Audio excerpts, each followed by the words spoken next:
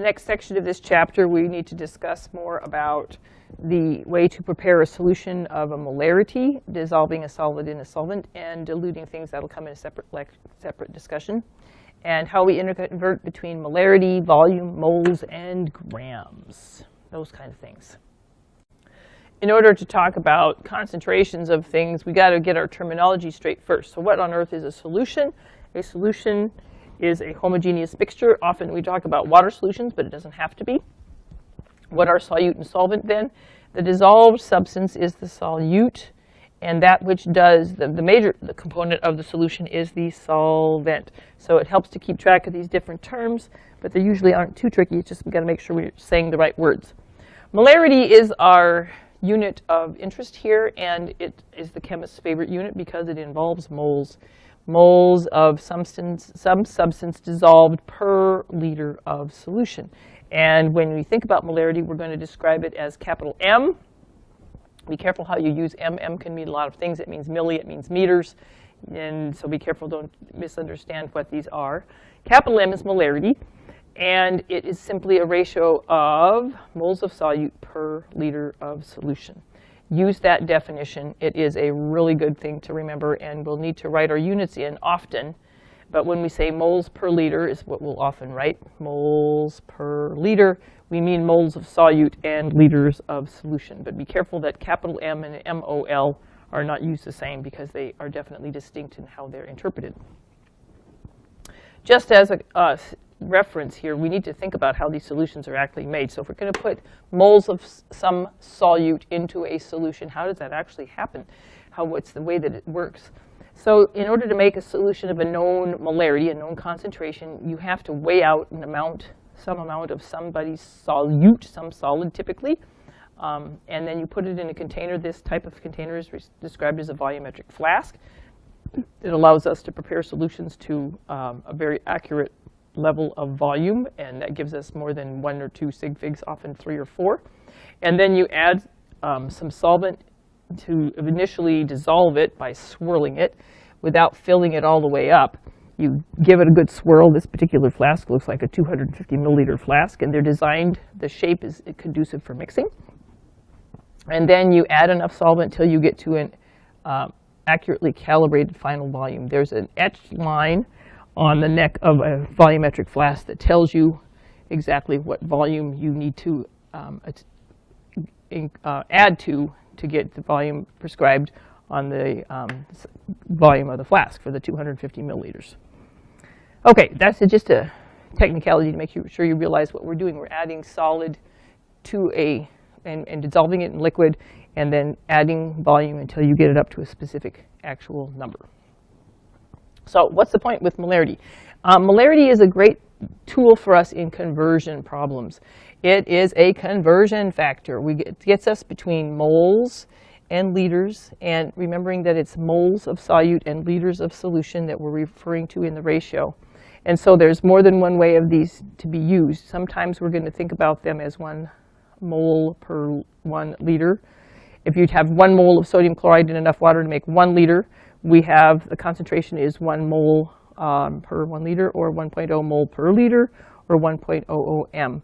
And in each of these, we're going to say 1.0 moles of, and be careful how you think of this, sodium chloride per liter, or 1.00 m sodium chloride. Remember that it's the moles of the sodium chloride that we're referring to per liter.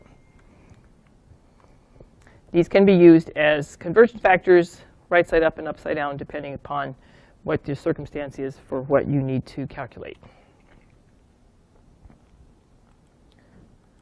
So let's take an example of preparing a solution. This is a typical kind of calculation that you'll be asked to do. And if you're going to prepare a solution with, this case, glucose, and let's presume someone has asked for 1.5 liters, and they want the solution concentration to be 0.25 molar or molarity. How do we go about doing that? Well, you have 2 pieces of information. We have the volume, and we have the eventual molarity. Remembering that molarity means moles per liter, we have the liters, So what we need to find is how many moles are going to be required to make this solution. All right, so in order to do this, we've got to know how many grams that would take, because we're looking for grams. And one of our first steps then is to have the molar mass. And if you haven't seen it before, glucose has one that's kind of convenient. It's 180 grams per mole. It's ironic how even some of these numbers come out. And what do we do with that? So we're going to have to use all of these in combination to make sure the units make sense. So you start with your one that is not a ratio. As a liter is just a measured value. Molarity is a ratio of moles to liters. So don't start there. Start with the liter. And then think about how you can set up your conversion steps to allow something to cancel. Well, if you want liters to cancel, let's use moles per liter. And you can put that in this way. And then that allows you to calculate that number of moles that are needed is 0.275. Well, that's not the answer we want. We still want grams. So we'll take that 0.275 moles, and then what are we going to use? Something that allows moles to cancel and end up with grams is the molar mass. So put that in, 180 grams per 1 mole. That's the way we always want to use these things. As long as the units cancel, the point tells us we're going in the right direction, and that says that we need, with the calculator's assistance, 49.5 grams. So you're going to take 49.5 grams of glucose in the volume that they've suggested. Diluted to that volume will end up with the desired concentration. There you have it. So 49.5 is the answer for that question. So let's try another one. Remembering that molarity, capital M, is moles of solute for liters of solution. What mass of something else, this time potassium iodide, is going to be required to make 500 milliliters of 2.8 molar potassium iodide solution? We've got to think up what conversion factors we need. This is going to feel very similar to the previous example. And so we're going to think about the volume of the solution.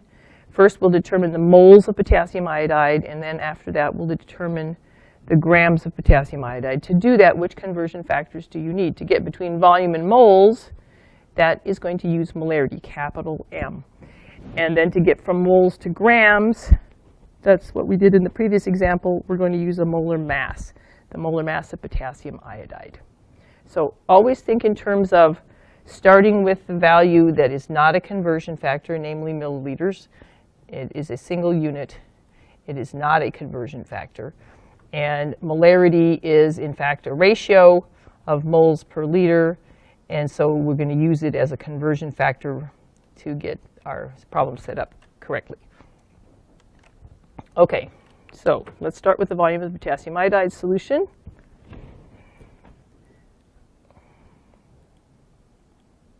(500 milliliters). And then what will we do next? Using molarity, we're going to have to do what? Well, first of all, you need liters. And so until you're good at this conversion, you're going to want to make sure to write these in. You're going to want to know that 500 milliliters can be converted to liters quite nicely by 1 liter is 1,000 milliliters. Get used to that one. You're going to use it a lot in these kinds of questions. And if you've done that, of course, the milliliters will cancel. And then we're going to use the molarity of the potassium iodide that is requested, namely 2.8 moles per liter, as a next conversion step to determine how many moles of potassium iodide we need, because by now we can cancel out liters. And if we stopped right here, the answer would be moles of potassium iodide. But we're not done. We want mass, namely grams. And in order to do that, you have to come up with a molar mass of potassium iodide. Well, thankfully, it's been prepared for you ahead of time. Potassium iodide is 166 grams per mole. Notice again that the moles will cancel. And that should give you an answer in grams. And if all of this is done correctly, oh, here you go, double duty. Whoops, back up. The units that you didn't want are going to cancel. Follow your steps carefully, and the units will make sense. Don't forget that molarity is always moles per liter, and it's a great conversion tool in various ways. We will use these in a lot more examples as we go. All right, so molarity leads to jokes. What do you call a tooth in a liter of water? 1 molar solution. Of course, chemists have to joke about moles. All right, I hope these are helpful examples for you. Don't forget to use the textbook. Good luck on your homework. Ask questions as needed, and I'll see you in class.